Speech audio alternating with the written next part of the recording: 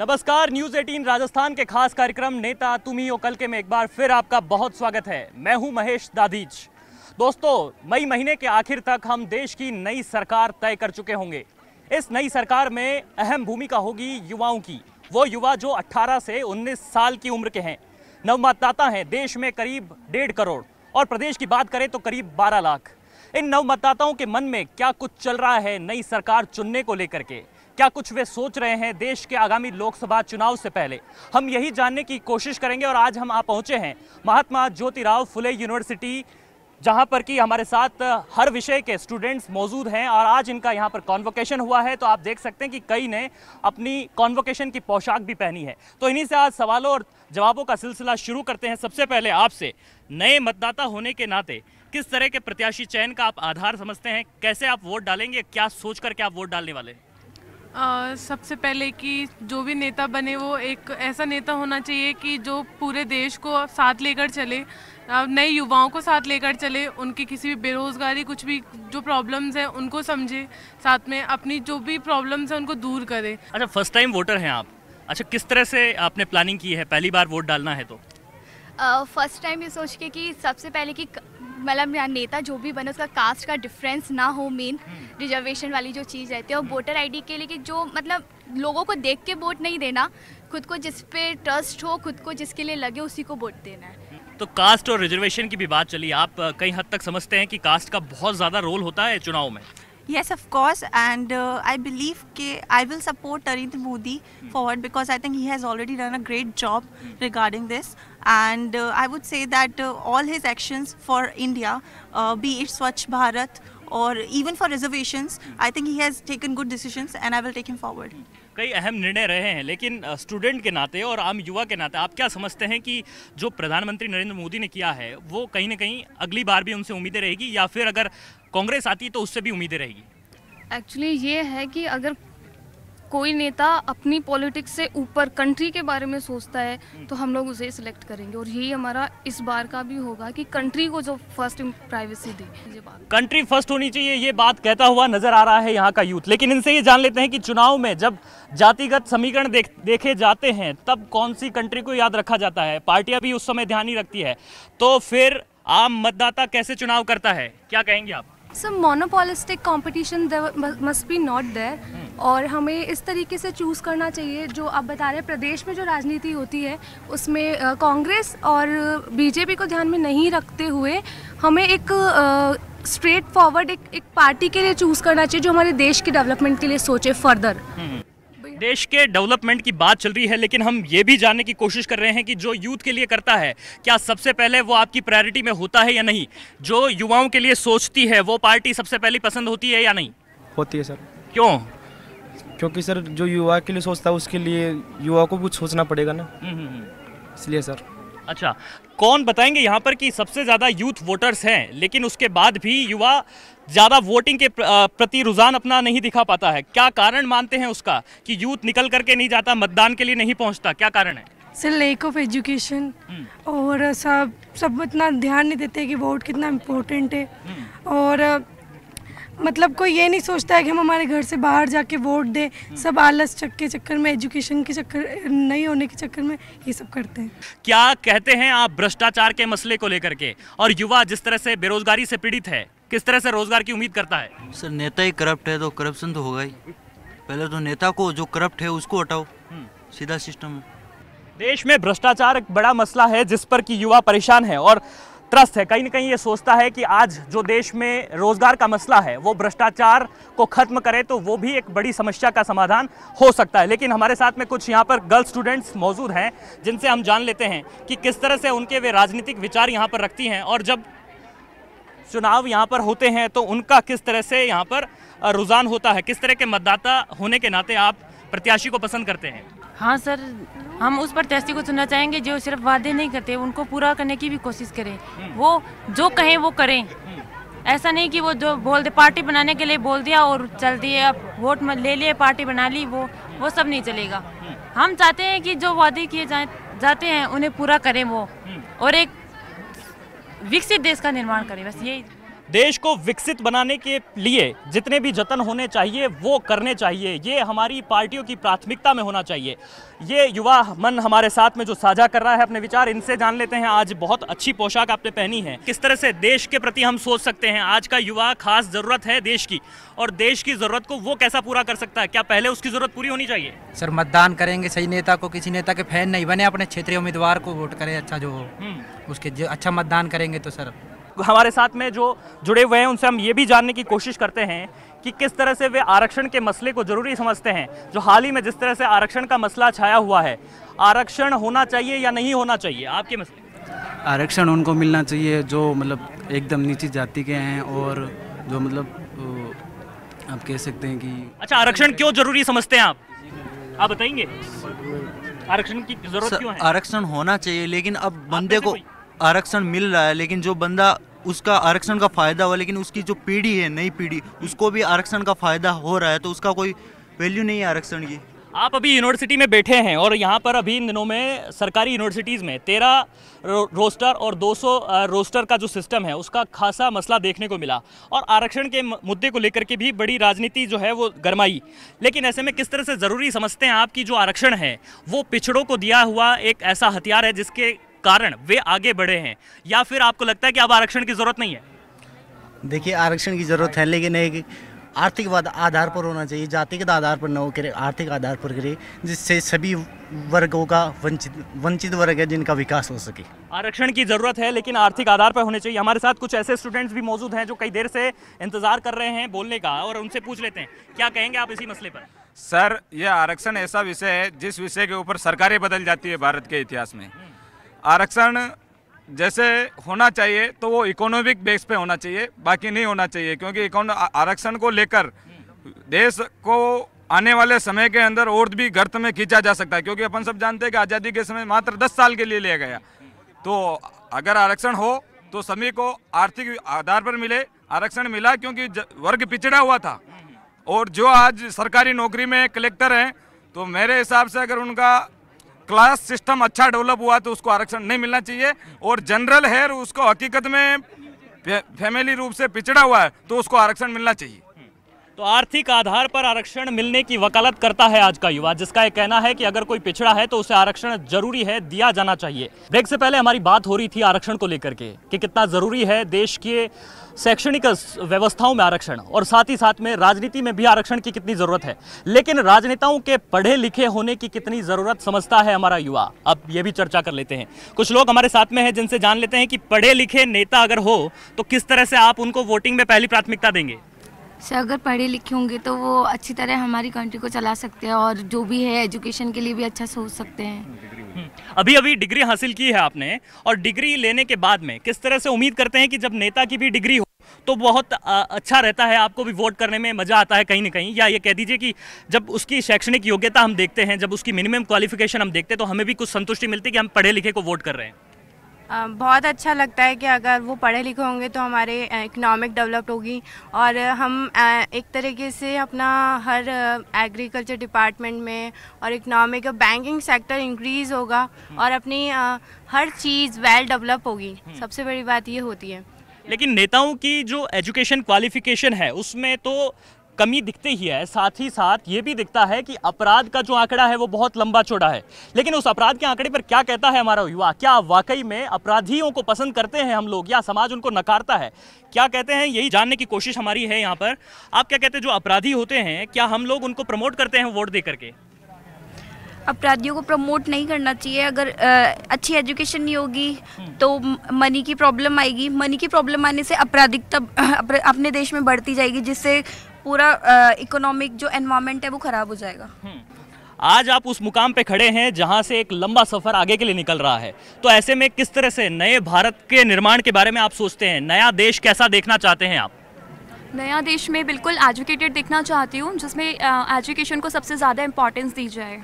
आज़ादी के बाद जिस तरह से महिलाओं की तरक्की हमारे देश में देखने को मिली है, क्या मानते हैं आप लोग कि वाकई में महिलाओं को जो है खास तवज्जो दिए जाने की ज़रूरत अब भी महसूस होती है? 70 साल हमारे देश में आज़ादी को बीत चुके हैं, लेकिन इसके बाद भी हम महिला आरक्षण की वकालत करते हैं और वो भी पूरी नहीं हो पाती है। क्या लगता है कहीं ना कहीं आज भी बहुत कमी है? एक्चुअली फैक्ट ये है कि अभी भी कई सारी ऐसी जगह है जहाँ पे औरतों को पूरी तरह से खुल के आने का मौका नहीं मिल रहा है। तो यहाँ पे एजुकेशन सिस्टम बहुत अच्छा है but it's not reaching the level which it should. जिस तरह से महिलाओं के राजनीतिक सोच को लेकर के हमें बढ़ावा दिए जाने की ज़रूरत है, उसमें राजनीतिक दल भी कहीं न कहीं पिछड़े हुए नजर आते हैं। जब टिकट्स दिए जाते हैं तो क्या लगता है कि क्यों महिलाओं पर ज़्यादा भरोसा नहीं किया जाता? सर, उसका में जो मेन रीज़न है वो ये भी हो सकता है कि हम खुद ही नहीं चाहते, हमारे जो मेल्स हैं वो खुद ही नहीं चाहते कि उनके घर औरतें घर से बाहर निकले। तो ऐसा नहीं होगा, घर में कोई भी डेमोक्रेसी नहीं बनती। Democracy is for the people, by the people and to the people. तो जब तक आप इक्वालिटी नहीं लाएंगे, आप खुद ही अपनी बहनों को, बेटियों को घर से बाहर नहीं निकलने देंगे, so this will not bring any change. अच्छा, राजनीति का अवसर अगर महिलाओं को मिले तो बहुत अच्छा राजनीति चलाई जा सकती है, ये भी कहना है। लेकिन अगर हम बात करते हैं राजनीति में, तो कौन ज़्यादा अच्छी राजनीति कर सकता है, मर्द या औरतें? बिल्कुल, औरतें ज़्यादा अच्छी राजनीति कर सकती है। और जैसे कि इंडिया भी डेवलपिंग कंट्री है, तो इंडिया डेवलप्ड कंट्री भी बन सकता है अगर एक महिला राजनीति में आती है। कुछ और भी मुद्दों पर हम बातचीत कर लेते हैं, साथ ही साथ में ये भी जान लेते हैं कि राजनीति में जिस तरह से जातिवाद हावी है, किस तरह से आपको लगता है कि सही उम्मीदवार सामने नहीं आ पाते हैं? सर, जिस हिसाब से सर राजनीति में जातिगत समीकरण बिठाते हैं नेता, जैसे कि गुजर जाति का कुछ और हो गया, जाट जाति का कुछ और हो गया। मेरे हिसाब से सर जातिगत नहीं होना चाहिए, लीडर को देखना चाहिए, क्योंकि अपन एक राजनेता चुनने जा रहे, कोई जीजा नहीं चुन रहे अपना। राजनेता चुनने जा रहे हैं हम, लेकिन बात फिर भी कुछ सीटों की होती है जिन पर तो पहले ही तय हो चुका है कि यहाँ पर जाट होगा, यहाँ पर ब्राह्मण, यहाँ पर बनिया होगा। ऐसा क्यों हो रहा है? क्यों हम जातिवादी राजनीति से आज भी अपना पीछा नहीं छुड़ा पा रहे हैं? क्या कारण है, क्या सोच है हमारे युवाओं की? क्या वे जाति के बगैर वोट नहीं डालना चाहते? कोई राजनेता है आज वो जाति को लेके जीत जाता है, चाहे उसकी कैसी भी छवि है, वो राजनीति माने में आसानी हो जाती है उसको। तो लोग छवि नहीं देखते हैं, उसकी जाति देखते हैं, जाति के आधार पर दे देते हैं वोट उसको। तो आपके अनुसार क्या देखना चाहिए प्रत्याशी के भीतर? मेरे अनुसार प्रत्याशी के भीतर उसका समाज सेवा, युवा वर्ग के प्रति शिक्षा के प्रति जागरूकता और समाज में जो जो आज हो रहा है उसको बदलने की कोशिश होनी चाहिए। एक मेरा जो प्रत्याशी होगा उसको। क्या वाकई में मानते हैं कि इन मुद्दों को लेकर के, नए मुद्दे जो वाकई में जो मुद्दे हैं जिन पर की काम होना चाहिए, असल में जो परेशानियां समस्याएं आम आवाम की है, उन पर ध्यान जाता है राजनेताओं का? जी सर, सबसे बड़ा मुद्दा तो किसान का है, क्योंकि 70% जो आबादी है वो किसान पर टिकी हुई है। तो किसान का मुद्दा सबसे ज़्यादा आना चाहिए। अभी पिछले चुनाव में जो राजस्थान, छत्तीसगढ़ और एमपी में जो चुनाव हुए, उन पे किसानों पे ही तो गवर्नमेंट बनी है अपनी कांग्रेस सरकार की, नहीं तो उन्होंने किसान का कर्ज माफ़ किया। ये मुद्दा सबसे बड़ा अहम है। राम मंदिर वगैरह ये बात है। तो जो मुद्दे वाकई में हैं उन पर ध्यान नहीं दिया जाता है। किसानों का मुद्दा है या फिर युवाओं के रोजगार का मुद्दा है। आपको भी ऐसा लगता है कि हमारी राजनीति में मुद्दों को भटकाया जाता है? यस सर, राजनीति में मुद्दों को कभी कभी भटकाया भी जाता है, कभी कभी उन पे सही डायरेक्शन में एक्शन भी लिए जाते हैं। सर, जो पूरे देश को आगे लेके रिप्रेजेंट करे, चाहे वो इंडस्ट्रियल हो चाहे कैसा भी हो, फार्मर का बहुत बड़ा इशू रहता है। हर एक छोटे छोटे इशू देखने को मिलता है। एजुकेशन का बहुत वो है, तो सारे चीज़ को लेके साथ में लेके चले। अच्छा, इंडस्ट्री की बात चल पड़ी है और युवाओं के लिए कौशल विकास को मजबूत करने और उद्योगों को डेवलप करने की बातें खूब हुई है और बड़े बड़े इसे लेकर के वादे दावे नेताओं ने खूब किए हैं। लेकिन क्या कहता है हमारा युवा, ये जानने की कोशिश हमारी थी और इस मसले पर एक बार फिर आपके विचार जानने की कोशिश है। सर, आरक्षण के अलावा और भी मुद्दे हैं देश में, जैसे सेना के ऊपर है, आतंकवाद है। सर, उसके विरुद्ध हमें खड़े रहकर एक साथ जुट होकर, जातिवाद को छोड़कर, धर्म को छोड़कर और सारी राजनीतिक पार्टियों को छोड़कर उनके विरुद्ध खड़ा होना चाहिए और ऐसी पार्टी को वोट करे जो अपने राष्ट्रहित की बात करे, राष्ट्रहित में कार्य करे और उसी दिशा में मोदी जी कार्य कर रहे हैं। मेरे साथ आजकल राष्ट्रीय शब्द जो है उसको भी लेकर के कहीं ना कहीं विवाद नजर आते हैं। कोई राजनीति यहाँ पर नजर आती है? सर, ऐसा कुछ नहीं है। तो अपनी सोच होती है, अगर अपन अच्छे सोचेंगे तो अपन एक अच्छे नेता का चुनाव कर पाएंगे। हमारी सोच क्या होती है, जातिवाद देख के वोट दे देते हैं, अपनी छवि नहीं देखती कि वह छवि कौन सी है। नेता की छवि किस तरह से आप देखते हैं? सर, नेता की छवि तो सर सेंट्रल के चुनाव जो होते हैं उन पर तो सर बड़े नेताओं की छवि देखी जाती है वैसे तो। और अभी वर्तमान में सर बेरोजगारी का मुद्दा हमारे लिए बहुत महत्वपूर्ण है। मैं पहली बार मतदान करूँगा इस बार, पहली बार सरकार चुनूंगा लोकसभा में। तो सर मेरा यही पहला मुद्दा होगा कि मैं रोज़गार के लिए जिन सरकार ने 5 साल तक बेरोज़गारी के मुद्दे छुपाए हैं, आंकड़े नहीं बताए अभी तक, तो मेरा यही कहना होगा और मैं यही सोच के आगे वोट दूंगा कि जो सरकार मतलब बेरोज़गारी कितनी % है वो आगे बताए, मतलब एक्सपोज करे कि हाँ कितनी % है। और रोजगार बढ़ाने के नए मुद्दे तलाशें, तो उनको मैं तो सरकारें भले ही दावे करें, भले ही वादे करें, लेकिन होना ये चाहिए कि जो मुद्दे हैं उनको भटकाया नहीं जाना चाहिए। जो वास्तविक मुद्दे हैं, से पहले बात हो रही थी कि मुद्दों को क्यों भटकाया जाता है, जो वास्तविक मुद्दे हैं उन पर क्यों बातचीत नहीं होती है। जब भी चुनाव आते हैं तो राजनेता अपने वादे दावों की लंबी फहरिस्त लिए नजर आते हैं, लेकिन जो वाकई में अच्छे मसले हैं जिन पर की राजनीति होनी चाहिए और राजनीति की सुचिता भी यही कहती है, लेकिन ऐसा होता क्यों नहीं, यही जानने की कोशिश हमारी लगातार जारी है। हमारे साथ कुछ युवा मौजूद हैं जो महिलाओं के मामले पर यहाँ पर अपनी राय देने की कोशिश कर रहे थे। उनसे ही जान लेते हैं कि क्या आपको वाकई लगता है कि जो महिलाओं के मामले में जिस तरह से बात की गई है उन्हें राजनीति में आगे लाने की, आपको लगता है वो अभी तक हो पाया है? नहीं सर, वो बिल्कुल नहीं हो पाया। Actually everyone talks about women empowerment, but it's actually not happening in rural areas. If we see कुछ जगह ऐसी भी हैं जहाँ पे वुमेंस को उनकी मेंटलिटी ऐसी कर दी जाती है कि वो खुद से आगे नहीं बढ़ के आती। वो उनको still they have a threat कि हम आगे जाएंगे तो हमें बोला जाएगा, बैक दबाया जाएगा। अच्छा, महिला आगे बढ़ जाएगी तो कहीं ना कहीं पुरुष प्रधान समाज की जो है मानसिकता उसको धक्का लगेगा। एक्चुअली होता यह है कि बहुत सारी औरतों को उनके हक के बारे में पता नहीं होता। जैसे कि आप जाते हैं विलेज में जहाँ पे उनको प्रदान की तरफ कर दिया जाता है, तो बहुत सारे होते हैं कि उन लोग को उनकी उतनी पता नहीं रहती है कि उनके पावर्स क्या हैं। तो पतियों को आगे कर दिया जाता है, तो पति उनके उसमें प्रदान उसके करके उनके लिए आगे बताते हैं कि आपको कैसे क्या करना चाहिए। तो ये बिल्कुल नहीं होना चाहिए। महिलाओं के मुद्दों को लेकर के कितनी जागरूक है हमारी राजनीति, और वाकई में क्या महिलाओं के मुद्दे इस देश में उठाए जा रहे हैं जिनको लेकर के काम किया जा रहा है? बिल्कुल काम तो किया जा रहा है पर दिख नहीं रहा है। सब लोग बोल रहे हैं काम किया जा रहा है, महिलाओं के लिए ये योजनाएं हैं, वो योजनाएं, पर दिखाओ हमें कि कहाँ है। जहाँ होना चाहिए वहाँ तो है नहीं, और जहाँ नहीं होना चाहिए वहाँ पे दिखा देते हैं कि यहाँ पे ये काम हो रहा है, यहाँ पे वो काम हो rहा है। अच्छा, महिलाओं को लेकर के या फिर स्टूडेंट्स को लेकर के जो सरकारी स्कीम्स हैं उनका कितना लाभ वास्तव में आप लोगों को मिल पाया है? ऐसा लगता है कि स्टूडेंट्स उन तमाम स्कीम्स का, तमाम वजीफ़ा का इस्तेमाल कर रहा है या उनका लाभ आप लोग ले पा रहे हैं? जो है ना, मतलब लड़कियां है ना पढ़ाई में बहुत ज़्यादा अच्छी होती है, उनको है ना सरकार की तरफ से है ना मतलब कई है ना तरीके की है ना मदद मिलती है, स्कॉलरशिप की, और मतलब है ना उनको ठीक तरह से मिल पा रही है आप लोगों को? हाँ, अभी तक तो है ना सबको है ना, मतलब जो भी है ना अच्छे से है ना क्वालिफाइड हो रहा है, जो है ना ज़्यादा अच्छे से है ना पढ़ रहा है, उनको है ना मिल रही है। आप? सर, गर्ल्स तो सबसे आगे निकल सकती है अगर उन्हें बहुत सारा और भी कुछ और भी उनको मिल जाए अगर फैसिलिटीज़, तो वो बहुत आगे तक जा सकती हैं। मैं आपसे जानना चाहूँगा कि ये बात कही जाती है कि पुरुषों को, महिलाओं को आगे बढ़ाया जाना चाहिए, लेकिन इसमें कहीं न कहीं समाज में पुरुष ही नहीं चाहता कि महिला आगे बढ़े, ऐसा है क्या? सर, अपने जब भारतीय राजनीति के लोकसभा चुनाव की दृष्टि से देख रहे हैं तो शायद जहाँ तक मेरी जानकारी है, बेटी बचाओ बेटी पढ़ाओ का नारा है, जहाँ हम महिलाओं को आगे दे रहे हैं। आप जिस विश्वविद्यालय में खड़े हो, ये विश्वविद्यालय महिला मोटो को लेकर ही आगे चल रहा है। तो राजस्थान के अंदर सरकारें जो आई हैं वर्तमान परिप्रेक्ष्य के अंदर, राजस्थान में घरों की महिलाएं भी मुखिया हैं, जैसा कि भामाशाह योजना के अंदर हैं। सर जी, किसान की तो बहुत महत्वपूर्ण भूमिका निभाई गई है और इस बार किसानों को बहुत आगे किया गया है, और मोदी जी ने किसानों के लिए बहुत स्कीम्स निकाली हैं। आप क्या कहेंगी, जो जिस तरह से स्कीम्स तो काफ़ी निकाली गई है, लेकिन उनका एक्चुअल लाभ मिल पाया है लोगों को? लोगों को इस साल लाभ मिला है, किसानों को उनके खातों नए खोले गए हैं, उससे लाभ मिला है, उनको बेनिफिट मिला है, बेनिफिशियल मतलब कि इकोनॉमिक बेनिफिशियल मिला है उन चीज़ों को, इन चीज़। किसानों के मसले को लेकर के आपको लगता है कि देश में जिस तरह से माहौल बना है तो किसानों को वाकई में उनका हक मिल पाया है, उनका लाभ जो है वो मिल पाया, जो स्कीम्स उनके लिए चलाई गई है?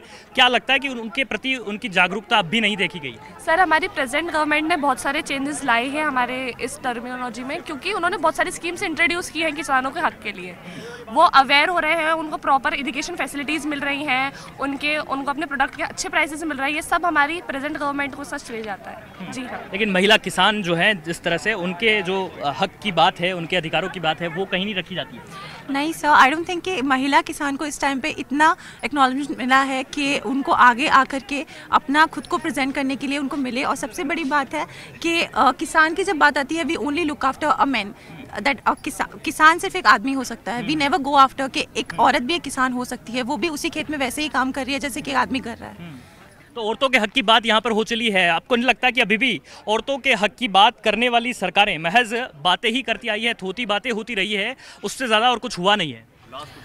औरतों के हक की बातें होती हैं बट मतलब औरतों को ही दबा दिया जाता है फैमिली के अंदर ही कि तुम लोग ये करोगे तो हमारी बदनामी होगी, इस तरह से करके उनको दबा दिया जाता है। खुद फैमिली के लोग ही उनको पढ़ने नहीं देते हैं, ऐसा देखा जाता है। जब हर क्षेत्र में औरतें अपना नाम रोशन कर रही है तो फिर ऐसे में क्यों अब भी ये लगता है कि एक बहुत बड़ा गैप है अभी भी पुरुषों के बीच में और महिलाओं के बीच में? अब भी हम मानते हैं कि महिलाएं जो है वो पीछे है। हाँ, मतलब ये दिखता है कि गांव की ओर अगर हम जाएं तो वहाँ पर महिलाओं को पीछे ही देखते हैं कि भाई महिला अभी भी यहाँ मतलब गांव की लड़कियों को देखोगे तो पेरेंट्स बहुत कम अलाउ करते हैं कि वो बाहर जाकर पढ़े या कुछ करें। युवाओं के नए भारत की बात हम कर रहे हैं, सपनों का भारत कैसा हो उनका, जिसमें हम यहाँ पर कई विचार ले रहे थे, लेकिन साथ ही साथ में यहाँ पर बड़ा मुद्दा सामने आया कि समानता बेहद जरूरी है अगर नए भारत का हमें निर्माण करना है। किस तरह से आप देखते हैं कि समानता के साथ में कुछ और चीज़ों पर भी हमें ध्यान देना है? सर, इक्वलिटी ज़रूरी है फॉर गर्ल्स, उनको हर चीज़ में इक्वलिटी मिलनी चाहिए। एजुकेशन से लेकर जॉब्स तक में हर चीज़ की इक्वलिटी होगी तो ही हम लोग ग्रोथ कर पाएंगे, या फिर जैसे कुछ किसी भी फैक्टर में अगर पीछे रह जाते हैं तो ओवरऑल हम लोग उतनी ग्रोथ नहीं कर पाएंगे जितनी हम लोग को करनी चाहिए। सो इक्वलिटी इज़ इम्पोर्टेंट। तो देश में समानता, शिक्षा और स्वास्थ्य ऐसे मसले हैं जिन पर कि हमें बेहद ध्यान दिए जाने की ज़रूरत है और इन्हीं मुद्दों के आधार पर आगामी चुनाव भी लड़े जाने चाहिए और इन चुनावों के बाद में इन पर काम भी होना चाहिए। यही कहना है हमारे युवाओं का जो अपने विचारों में देश के तमाम मुद्दों पर अपनी बेबाक राय रख रहे थे। आज हमारे इस खास कार्यक्रम में बस इतना ही। अब मुझे दीजिए इजाज़त और आप बने रहिए न्यूज़ 18 राजस्थान के साथ।